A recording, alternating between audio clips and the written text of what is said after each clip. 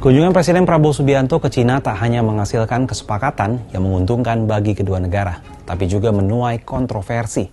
Salah satunya terkait pernyataan bersama Indonesia-Cina soal klaim 10 garis putus oleh Cina yang bertumbang tindih dengan klaim zona ekonomi eksklusif Indonesia di Natuna Utara. Seperti apa persoalannya? Pada 9 November 2024, pemerintah Indonesia-Cina mengeluarkan joint statement atau pernyataan bersama terkait kemitraan strategis kedua negara. Dalam pernyataan bersama tersebut terdapat salah satu butir yang dianggap kontroversi dan tidak sesuai dengan kebijakan Indonesia. Dalam butir 9 dengan judul The Two Sides Will Jointly Create More Bright Spot in Maritime Cooperation disebutkan bahwa the two sides reach important common understanding on joint development in area of overlapping claims. Ini artinya, Indonesia mengakui klaim 10 garis putus-putus oleh Cina yang bertumpang tindih dengan klaim zona ekonomi eksklusif Indonesia di Natuna Utara. Pernyataan ini pun menuai kontroversi, sebab hingga berakhirnya pemerintahan Jokowi, Indonesia memiliki kebijakan untuk tidak mengakui klaim sepihak 10 garis putus-putus dari Cina. Hal ini karena klaim 10 garis putus tidak dikenal dalam hukum laut internasional atau UNCLOS, di mana Indonesia dan Cina adalah negara peserta. Lantas apa dampak yang akan terjadi jika pernyataan bersama Indonesia-Cina ini berlanjut? Peneliti politik Cina Klaus Hendrik Radityo dalam wawancara dengan Kompas Senin 11 November 2024 menyayangkan adanya pernyataan bersama yang menyinggung terkait tumpang tindih 10 garis putus-putus dari Cina dengan zona ekonomi eksklusif di Natuna Utara. Padahal, dalam nota diplomatik yang dikirimkan oleh pemerintah Indonesia pada 8 Juli 2010 telah menyatakan menolak klaim Cina atas klaim 9 garis putus-putus dari Cina di Laut Natuna Utara. Jadi Cina itu membuat nota diplomatik kepada Sekretaris Jenderal PBB tanggal 7 Mei 2009. Itu yang pertama kali peta 9 garis putus-putus itu dilampirkan.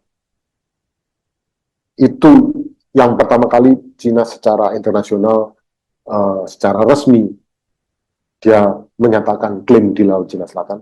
Kita sudah menjawab.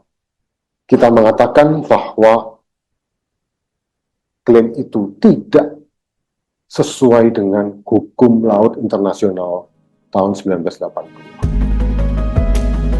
Klaus menambahkan hak Indonesia terkait wilayah Laut Natuna Utara ini juga telah diperkuat dengan Declaration of the Conduct of Parties in the South China Sea yang telah disepakati oleh negara-negara ASEAN dan Cina pada tahun 2022.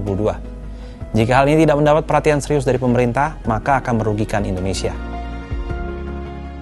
Karena itu tidak ada overlapping claims. Kalau overlapping claims itu seolah-olah kedua belah pihak, Cina dan Indonesia, punya penafsiran hukum yang berbeda, atau kedudukannya di mata hukum internasional itu setara. Itu maka istilah ini bisa dipakai. Tetapi kedudukan hukum Indonesia dan Cina di hadapan hukum laut internasional tahun 1982 itu tidak setara. Indonesia memiliki dasar hukum yang kuat dan Cina tidak memiliki dasar hukum yang kuat. Lantas apa tanggapan pemerintah terkait persoalan ini? Dalam keterangan tertulisnya, Senin 11 November, Kementerian Luar Negeri menegaskan bahwa pernyataan bersama Indonesia-Cina yang disepakati dalam kunjungan Presiden Prabowo Subianto ke Beijing bukan pengakuan atas klaim sepihak Cina di Laut Cina Selatan. Kemlu menyatakan kerjasama tersebut bertujuan memajukan berbagai aspek kerjasama ekonomi, khususnya di bidang perikanan dan konservasi perikanan di kawasan dengan tetap menghargai prinsip-prinsip saling menghormati dan kesetaraan. Oleh karena itu, pernyataan bersama tersebut tidak akan mempengaruhi dan menggugurkan semua kewajiban internasional dan kontrak-kontrak lainnya yang dibuat Indonesia terkait kawasan tersebut. Indonesia juga meyakini bahwa kerjasama dalam bidang maritim tersebut akan memajukan upaya penyelesaian kode etik Laut Cina Selatan demi menciptakan stabilitas di kawasan. Kerjasama bilateral antar negara tentu haruslah menganut azas saling menguntungkan kedua pihak.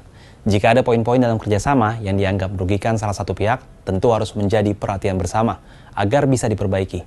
Termasuk persoalan pernyataan bersama Indonesia-Cina yang dalam hal ini merugikan Indonesia.